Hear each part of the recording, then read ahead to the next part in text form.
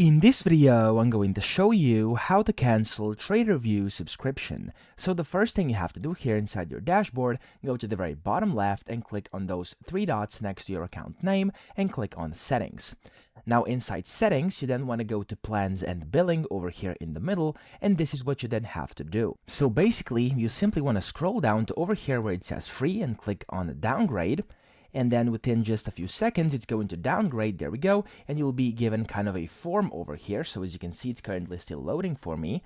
And whenever that's loaded, there we go. There's a type form. And it's going to say we're sad it didn't work out. And you just have to basically provide a reason why you want to downgrade. So just click on any of these reasons that are relevant to you. And then click on downgrade. And there we go. That's all you have to do. If you now click on this X button top right, you'll be able to go ahead and go back inside the plans and billing here. And then in there, you'll be able to see that if I now click here, there we go, it's gonna say that my plan has basically been canceled if I scroll down here to the very bottom, as you can see here with the red text. So that's it. I hope this video helped you out. If it did, please subscribe to the channel and help me out as well.